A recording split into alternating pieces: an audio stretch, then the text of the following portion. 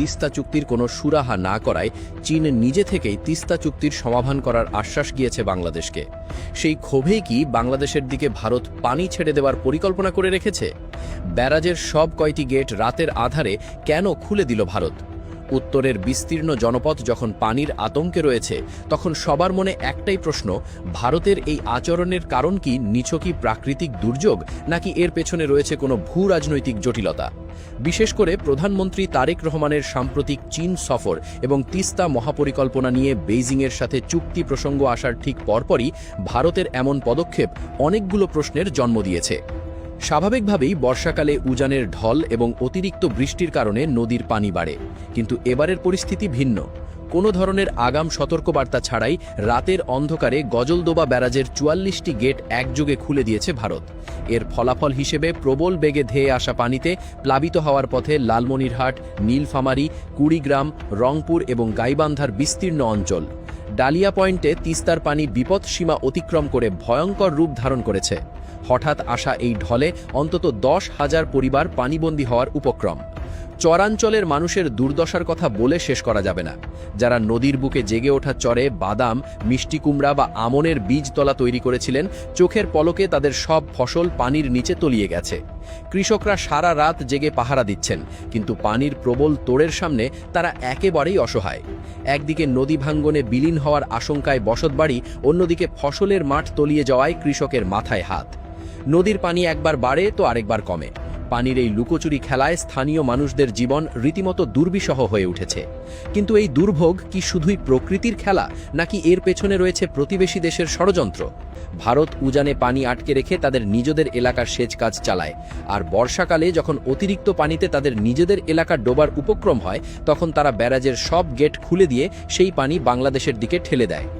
আন্তর্জাতিক নদী আইন অনুযায়ী উজানের কোনো দেশ ভাটির দেশকে এভাবে ক্ষতিগ্রস্ত করতে পারে না, কিন্তু দক্ষিণ এশিয়ার এই অঞ্চলে সেই আইনের তোয়াক্কা কে করে?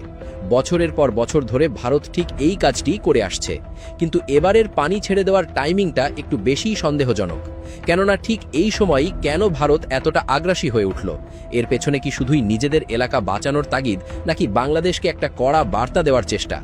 দীর্ঘ কয়েক দশক ধরে বাংলাদেশ তিস্তা নদীর পানি বন্টনের ন্যায্য হিস্সা চেয়ে আসছে। অসংখ্যবার বৈঠক হয়েছে, প্রতিশ্রুতি দেওয়া হয়েছে, কিন্তু কাজের কাজ কিছুই হয়নি। ভারতের কেন্দ্রীয় সরকার আর পশ্চিমবঙ্গ রাজ্য সরকারের মধ্যকার রাজনৈতিক টানাপোড়েনের দোহাই দিয়ে তিস্তা চুক্তিকে সবসময় ঝুলিয়ে রাখা হয়েছে।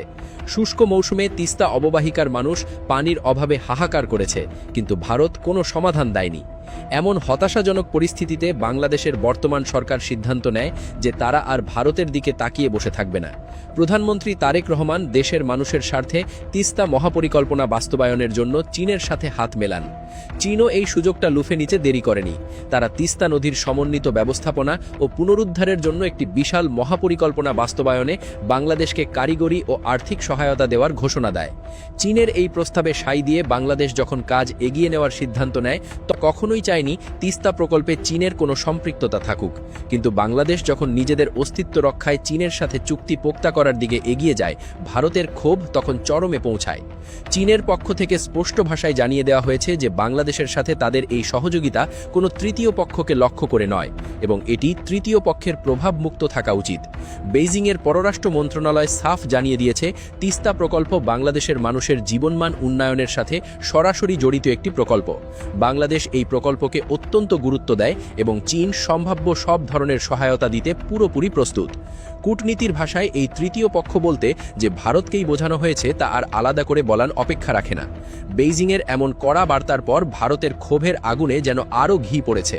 এর প্রশ্নের উত্তর লুকিয়ে আছে ভারতের মানচিত্রের একটি অত্যন্ত স্পর্শকাতর জায়গায়, যার নাম হলো শিলিগুড়ি করিডর বা চিকেন নেক। এই শিলিগুড়ি করিডর হলো ভারতের মূল ভূখণ্ডের সাথে উত্তর পূর্বাঞ্চলীয় রাজ্যগুলোর যোগাযোগের একমাত্র এবং অত্যন্ত সরু একটি স্থলপথ। এই করিডরটি সামরিকভাবে ভারতের কাছে সবচেয়ে গুরুত্বপূর্ণ একটি জায়গা। তিস্তা অববাহিকা এবং এই প্রস্তাবিত মেগা প্রজেক্টের অবস্থান ভারতের এই শিলিগুড়ি করিডরের একদম কাছাকাছি।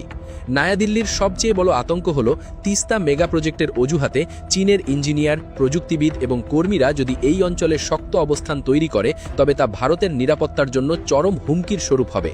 চীন এমনিতেই ভারতের সীমানায় বিভিন্ন জায়গায় চাপ প্রয়োগ করছে, তার উপর বাংলাদেশের ভেতরে বসে চীনের উপস্থিতি ভারতের এই চিকেন নেকের উপর নজরদারি করার এক দারুণ সুযোগ তৈরি করে দেবে। এই ভয় থেকেই ভারত যে কোনো মূল্যে তিস্তা প্রকল্পে চীনের প্রবেশ ঠেকাতে মরিয়া। কিন্তু ভারত কি চাইলেই স্বাধীন বাংলাদেশের কোনো উন্নয়নমূলক কাজে সরাসরি বাধা দিতে পারে? প্রকাশ্যে বাধা দেওয়া কঠিন হলেও ভূ রাজনৈতিক পেশিশক্তি দেখানোর মোক্ষম হাতিয়ার ভারতের হাতে ঠিকই আছে, আর সেটি হলো পানি। অনেকেই মনে করছেন ভারত এখন তিস্তার পানিকে একটি রাজনৈতিক হাতিয়ার হিসেবে ব্যবহার করছে। যখনই বাংলাদেশ চীনের সাথে এই প্রজেক্ট নিয়ে আলোচনা চূড়ান্ত পর্যায়ের দিকে নিয়ে যাচ্ছে, তখনই ভারত ব্যারাজের সব গেট খুলে দিয়ে বাংলাদেশকে ভাসিয়ে দিতে শুরু করছে। এর মাধ্যমে ভারত মূলত ঢাকাকে কঠোর বার্তা দিতে চাইছে। বার্তাটি অনেকটা এমন, তোমরা যদি আমাদের উঠোনে চীনকে ডেকে আনো তবে আমরাও তোমাদের এভাবেই ভাসিয়ে দেব।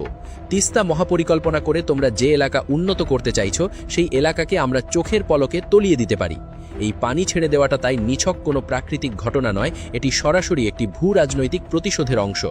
তবে বাংলাদেশ সরকার কি ভারতের এই পানি হাতিয়ারের সামনে মাথা নত করবে, নাকি চীনের সহায়তায় তিস্তা মহাপরিকল্পনা বাস্তবায়নের সিদ্ধান্তে অটল থাকবে?